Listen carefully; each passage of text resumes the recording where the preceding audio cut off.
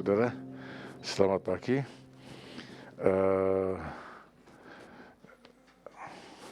Saya bersyukur pada Tuhan, hari ini kita ada di bulan Maret. Pada bulan ini, saudara, kita akan melangkah lebih lanjut dalam firman, sebagaimana yang telah dibagikan kepada kita bulan-bulan yang lalu. Hari ini di bulan Maret kita ini akan mempelajari firman Tuhan dengan satu tema. Tema firman Tuhan dalam bulan Maret, sebentar saudara ya.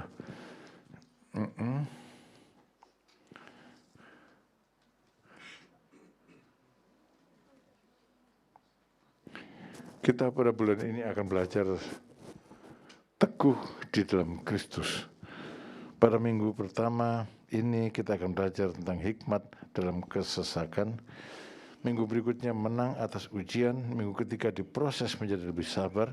Minggu keempat adalah fokus masalah atau fokus pada Kristus. Untuk firman Tuhan pada pagi hari ini, kita akan mendengar hikmat dalam kesesakan. Kita baca Mazmur pasal 86 ayat 1 sampai ayatnya yang ke-6. Demikian firman Tuhan. Mazmur 86 ayat 1 sampai ayatnya yang ke-6. Doa Daud.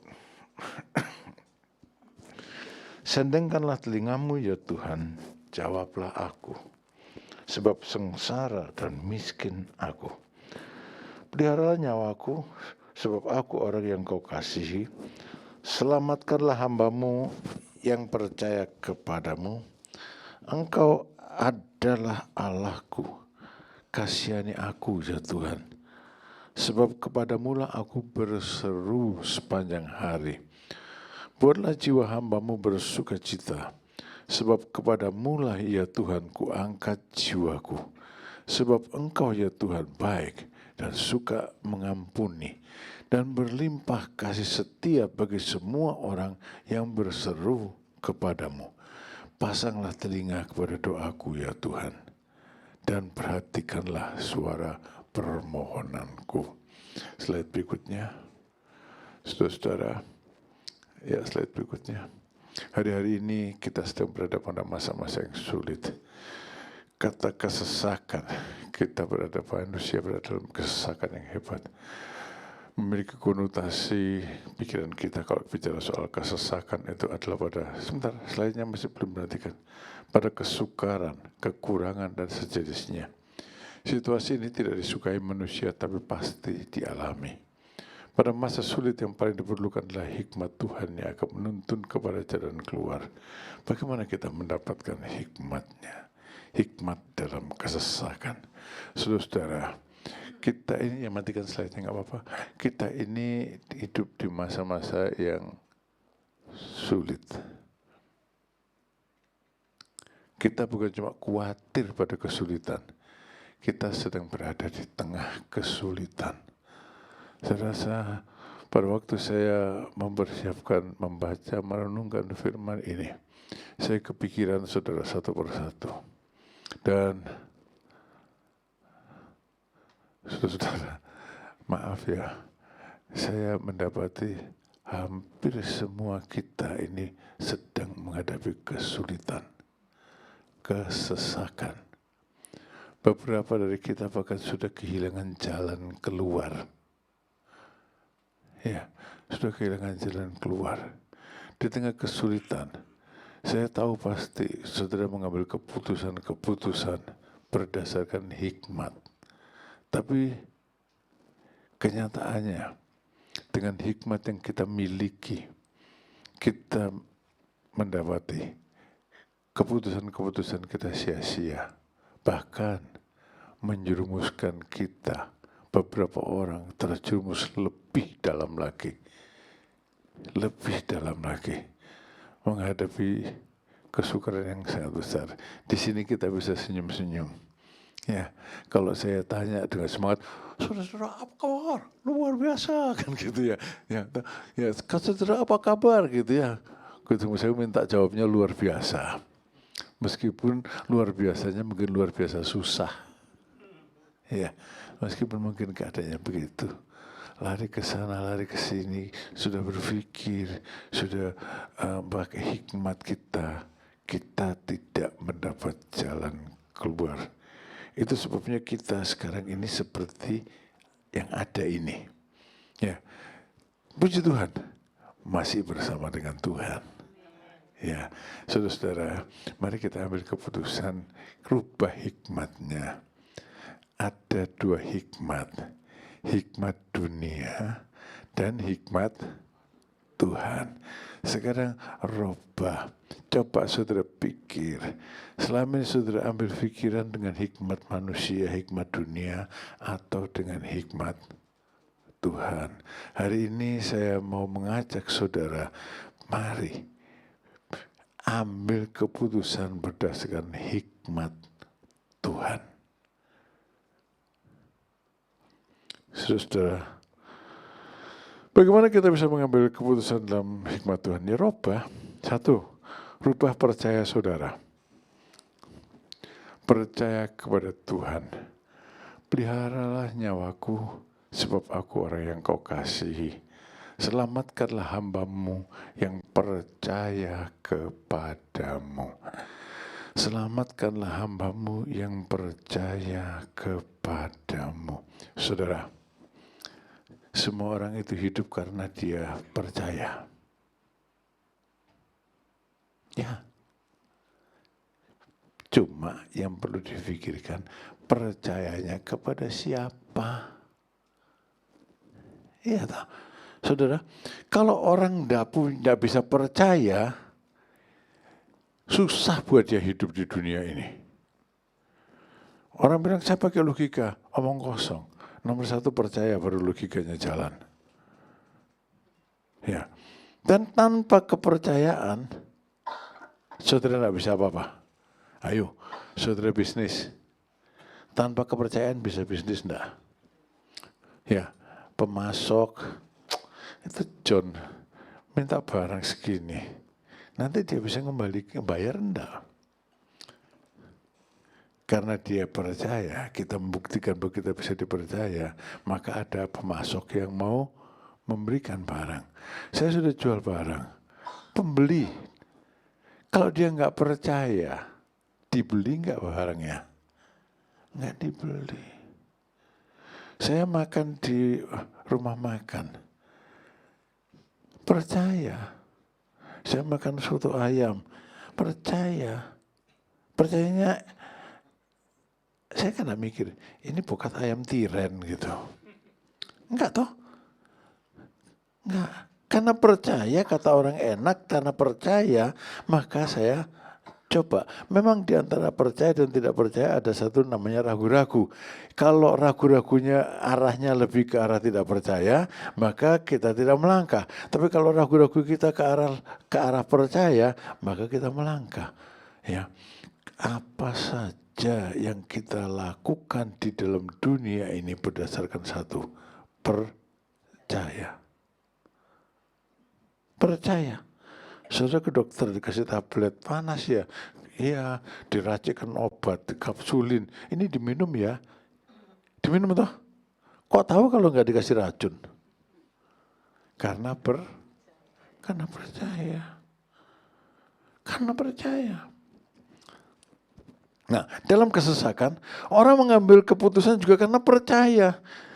Itu nomor HP-mu sudah berapa lama kamu pakai? 2 tahun. Oh, kamu punya plafon kredit bisa utang 20 juta loh. Percaya. Maka mengajukan 20 juta, bayarin mbuh, habis itu diteror habis-habisan. Ya, percaya yang salah. Orang percaya kepada gunung, orang percaya kepada apa saja. Semuanya karena percaya. Orang yang tidak percaya, tidak bisa hidup. Tidak bisa hidup dengan baik. Meskipun dia kaya. Namanya Howard Hughes. Salah satu orang terkaya di dunia. Meninggal tahun 1976. Memang dari semula dia itu aneh. Tapi menjelang usia makin tua, dia tidak bisa percaya kepada semua orang. Ada yang masih bisa dipercaya sama dia, pilot pesawat terbangnya, dia pakai pesawat terbang pribadi, montir pesawat terbangnya. Ada sedikit orang yang bisa dipercaya sama dia, tapi semua orang tidak bisa percaya, bisa dikatakan gitu. Tidak percaya pada tukang cukurnya. Ya kalau dia nyukur saya, kalau dia bunuh saya. Tidak percaya kepada koki. Nggak percaya kepada dokter, nggak percaya kepada tukang potong kukunya. Kan kalau orang kaya manicure, pedicure gitu ya, kukunya orang suruh motong. Nggak percaya, pokoknya nggak percaya. Dan tidak ada orang, hanya segelintir orang bisa menemui dia, yang dia masih percaya. Saudara, dia meninggal tahun 1976 di dalam perjalanan. Dan naik pesawat terbang pribadi karena nggak percaya pada orang pesawat terbang kecuali pada pilotnya. Mati di tengah jalan. Dibawa ke rumah sakit ada yang nggak ada yang percaya kalau ini Howard Hughes yang terkenal tuh. Kenapa? Kayak gembel. Rambutnya nggak dipotong gimbal, kukunya nggak dipotong panjang, kurus. Howard Hughes itu meninggal, tak seorang pun mengenalnya. Baru dikenal setelah periksa sidik jari. Oh bener nih Howard Hughes. Saudara, kenapa dia perlu mengalami hidup seperti itu? Bisa mengalami hidup seperti itu. Bukan karena dia memilih jadi pertapa. Karena tidak percaya. Orang yang tidak percayaan itu namanya parno.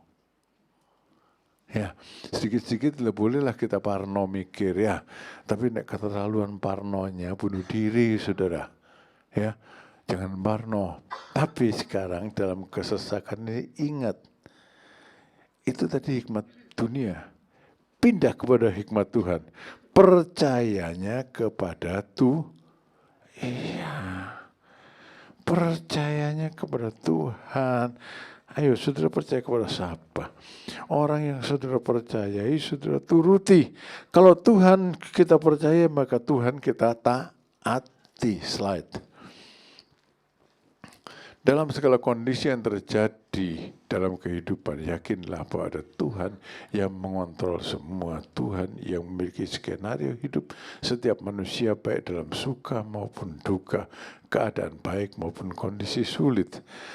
Segala situasi ini dibuat untuk mendatangkan kebaikan bagi manusia, membentuk karakter, mendidik dalam kebenaran. Alkitab mengatakan bahwa ia tidak pernah merancangkan hal yang buruk bagi manusia.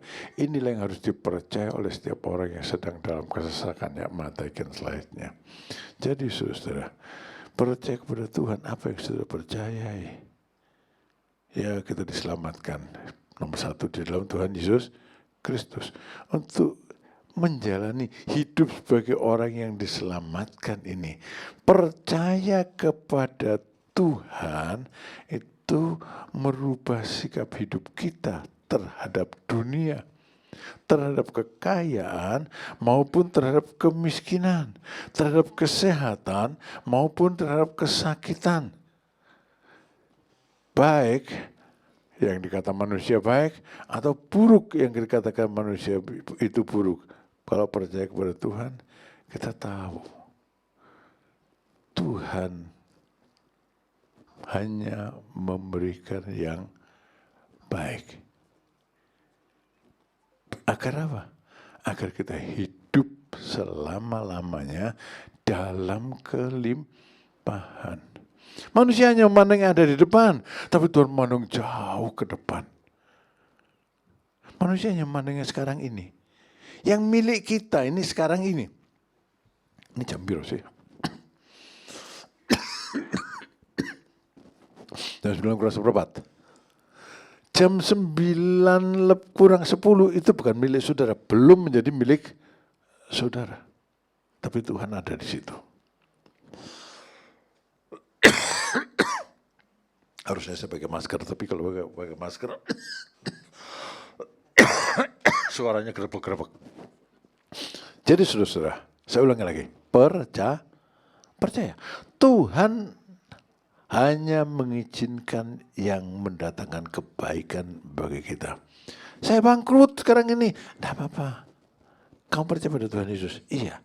Tuhan hanya mengizinkan itu terjadi supaya engkau baik di masa yang akan datang. Saya sakit.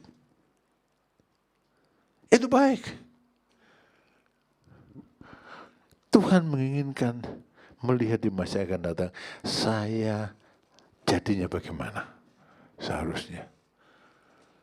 Semua hal terjadi untuk kebaikan dan Tuhan hanya mengizinkan yang untuk kebaikan. Kalau saudara percaya kepada Tuhan, jangan tolak apa yang Tuhan izinkan terjadi. Bersyukurlah kepadanya.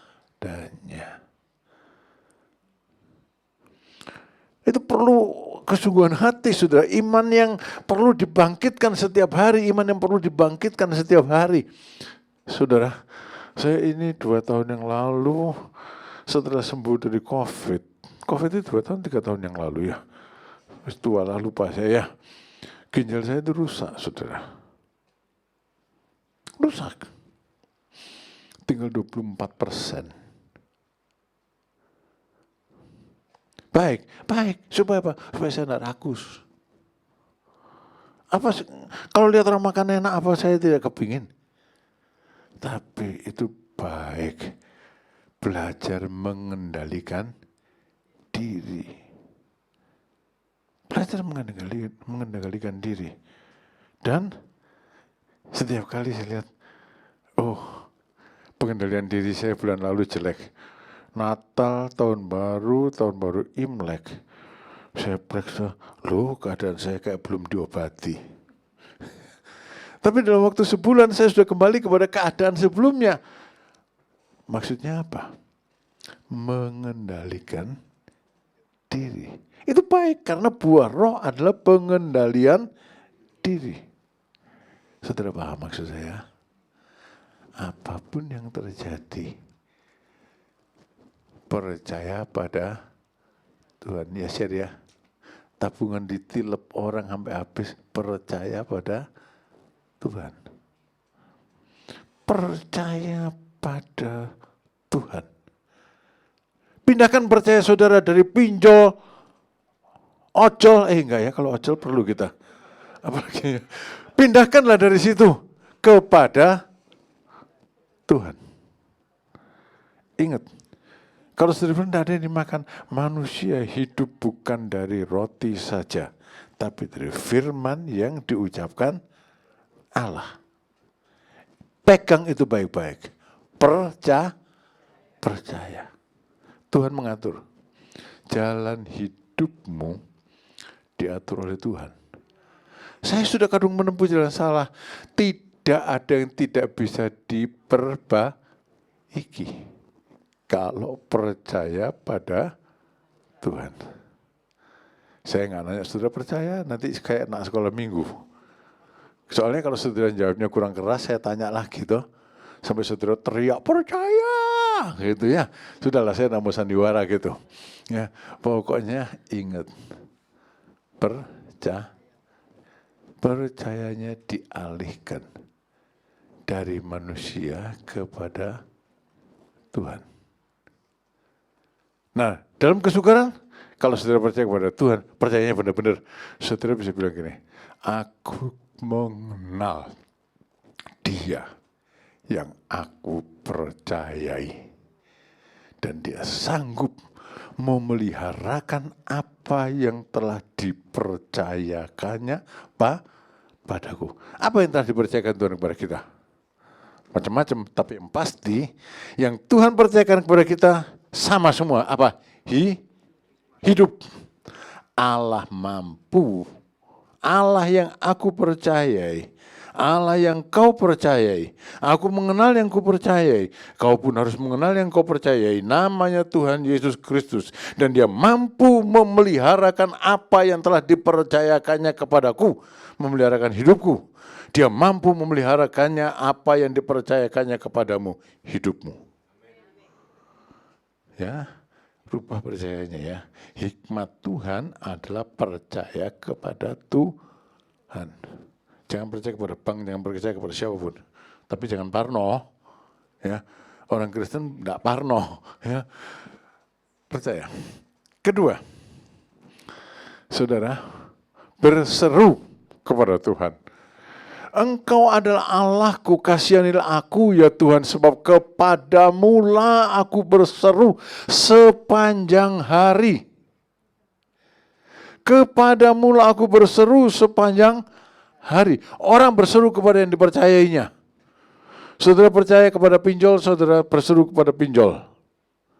Ini, saya mungkin kalau pakai pinjol bisa didapat 50 juta kali ini.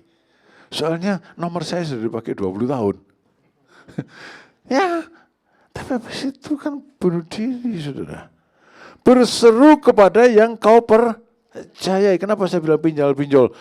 Hampir banyak sekali orang yang dihancurkan oleh ini. Hati-hati. Orang Kristen tidak berhutang kepada siapapun juga.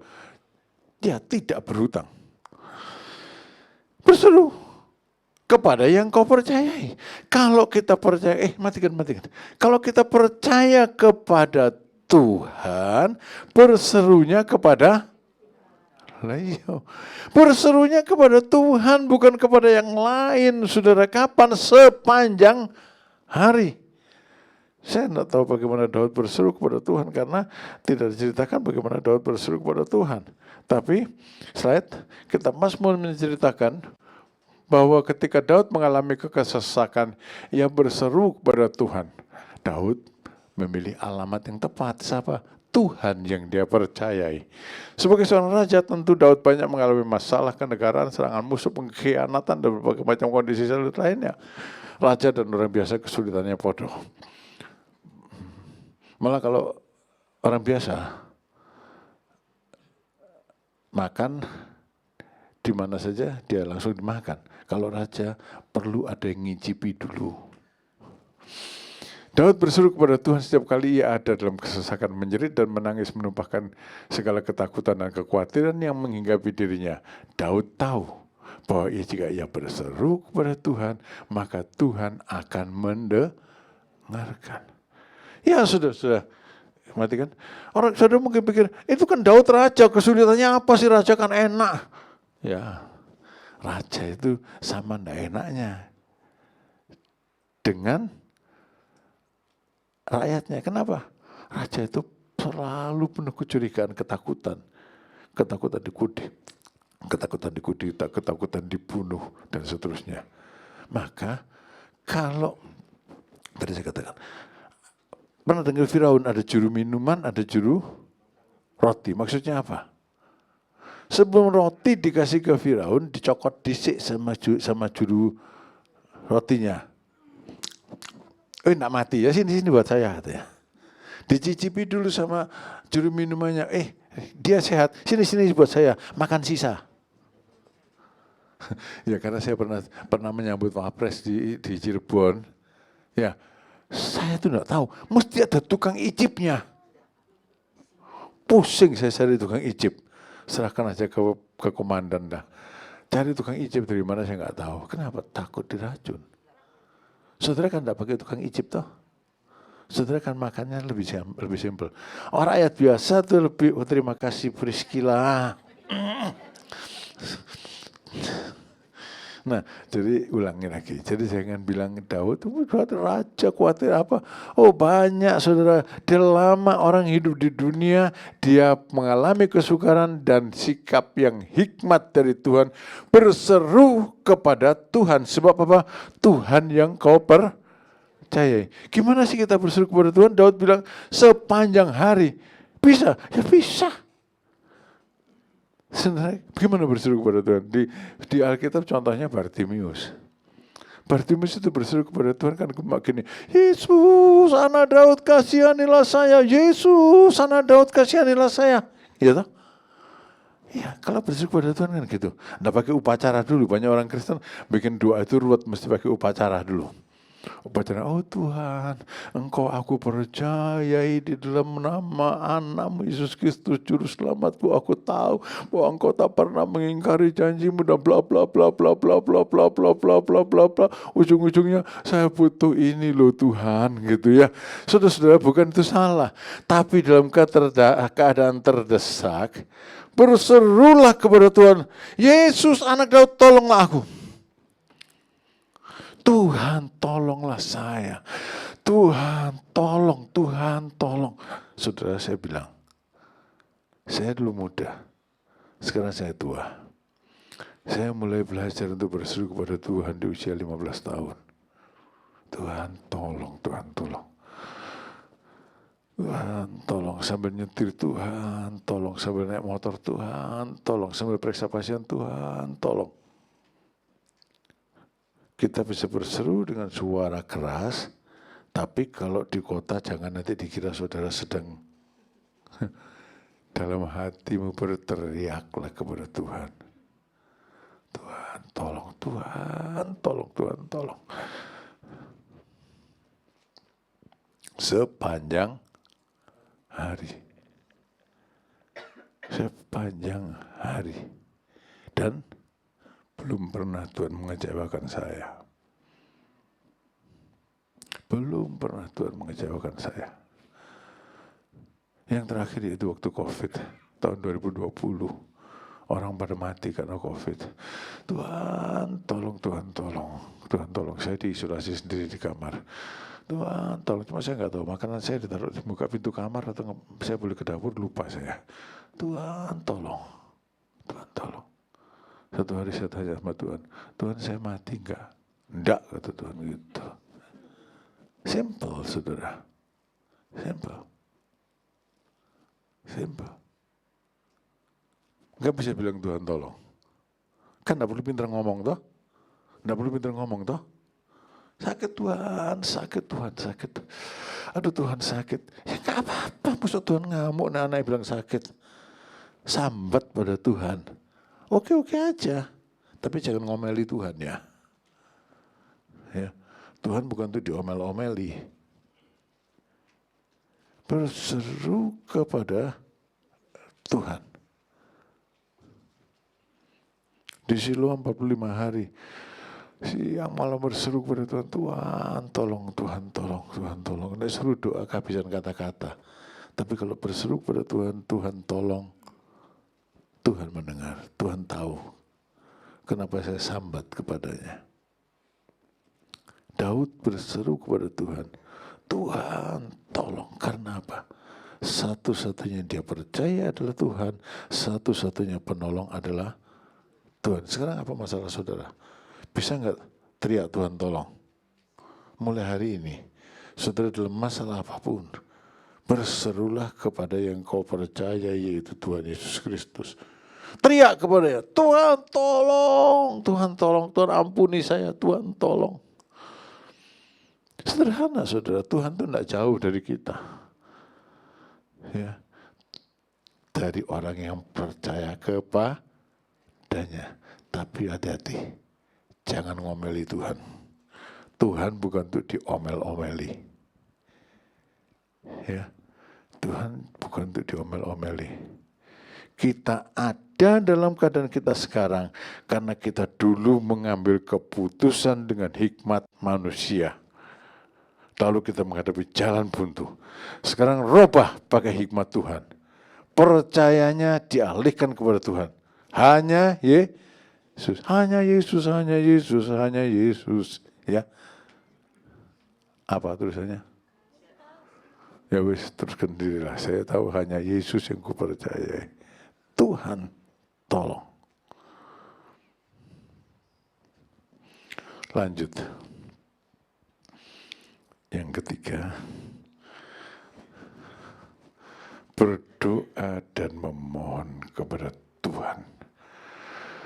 Pasanglah telinga kepada doaku ya Tuhan dan perhatikan suara permohonanku. Ya, slide berikutnya. Doa adalah manusia berbicara kepada Tuhan. Manusia yang lemah berkomunikasi dengan Tuhan yang Maha Kuat. Mengharapkan pertolongan dari Allah yang Maha Besar seperti yang diajarkan oleh Alkitab, kita dapat berdoa dan memohon kepada Tuhan. Kita bisa menyampaikan rencana, permohonan, dan kerinduan kita dalam doa. Namun tetap dalam posisi memohon. Yang berarti mengerti kedaulatan untuk mengabulkan doa ada di pihak Allah. Ya, matikan. Yang terakhir dulu. Saudara, doa itu permohonan ya. bukan instruksi kepada Tuhan. Ada orang kalau doa instruksi kepada Tuhan, kalau nggak dikabulkan, kalau belum dijawab ngamuk. Kalau instruksi kan sekarang juga. Doa itu permohonan, bukan instruksi. Ada orang yang ngajari Tuhan dalam doanya. Doa itu permohonan, bukan ngajari Tuhan. Ngajari Tuhan itu gini, Tuhan saya tuh mau membangun gereja, Tuhan tolong ya supaya tukang-tukang tidak salah masang genteng, tukang listrik tidak salah masang instalasi listrik, ngeletakkan tombol listriknya benar loh Tuhan, tolong ya Tuhan supaya tukang listriknya kalau masang mur itu benar Tuhan, supaya tukang kayu itu kalau masang pintunya benar Tuhan, engselnya tidak kebalik, kuncinya tidak salah Tuhan. Ya ampun kata Tuhan, kamu ini kok ngajari aku sih, kamu tuh minta aja. Kalau saya sih doa tidak berani ngajari Tuhan. Saya mengingatkan janji Tuhan, ya itu membangun iman saya. Tapi ngajari Tuhan, Duh Tuhan supaya aja nantinya ada pejabat-pejabat yang tidak korupsi ya Tuhan, sampai kiamat tidak ada pejabat yang tidak korupsi saudara. Tidak ada. Kalau nggak korupsi uang, korupsi waktu, korupsi data, laporan palsu. Saudara, doa itu mohon kepada Tuhan. Jangan ngajari Tuhan, jangan instruksi kepada Tuhan. Ya, Tuhan kau tahu ya Tuhan bahwa saya dalam keadaan seperti ini. Gak apa-apa, masih gitu masih gak apa-apa. Jalan keluarnya gimana ya Tuhan ya? Tolong ya Tuhan ya. Ini kalau saya begini diteror terus sama orang Tuhan. Tolong, saya dulu memang suka nggak salah ngambil keputusan. Jangan selalu membenarkan diri sendiri. Saya tahu pasti dalam hidup saya kesalahan membuahkan hasil yang buruk dan selalu saya harus bertobat. Dan selalu harus saya bertobat. Minta kepada Tuhan. Jangan instruksikan Tuhan. Tuhan malam ini saya mau tidur, terima kasih Tuhan sudah melindungi saya malam hari ini. Sekarang tugasnya Tuhan adalah melindungi saya sepanjang malam hari ini. Jangan ada maling, jangan ada ini, jangan ada itu. Tuhan juga tahu saudara. Tuhan juga tahu. Kalau saya terus terang doa itu tidak pernah panjang. Kehabisan kata-kata, sebab Tuhan sudah tahu. Sudah tahu. Saya cuma minta Tuhan, lingkupi kami dengan keselamatanmu. Kalau sudah mengikuti doa-doa malam, saya selalu cuma bilang, lingkupi kami dengan damai sejahtera-Mu. Lingkupi kami dengan hadirat-Mu. Dengan iman. Saya sudah tua, kadang-kadang saya doa, Tuhan malam ini saya pengen tidur, kasih tidur yang baik ya Tuhan ya. Dan kalau besok saya masih boleh bangun, suatu belum tentu besok pagi boleh bangun toh. Kalau saya masih besok boleh bangun, saya bersuka cita dalam kasih setiamu. Kalau tidak boleh bangun, saya bersuka cita dalam hadiratmu. Tapi kasihan istri saya Tuhan jadi janda. Ini kadang-kadang saya serius sih ngomong sama dia, sama guyonan. Jangan khawatir, aku tidak akan mati lebih dulu dari kamu, saya bilang. Memberikan assurance, jaminan. Saudara-saudara, belajar doa ya. Jangan pernah bilang, saya nggak bisa doa. Doa itu curhat kepada Tuhan, bukan ngajari Tuhan. Doa itu curhat kepada Tuhan. Saudara boleh mengeluh dalam doanya, tapi bukan menginstruksikan Tuhan.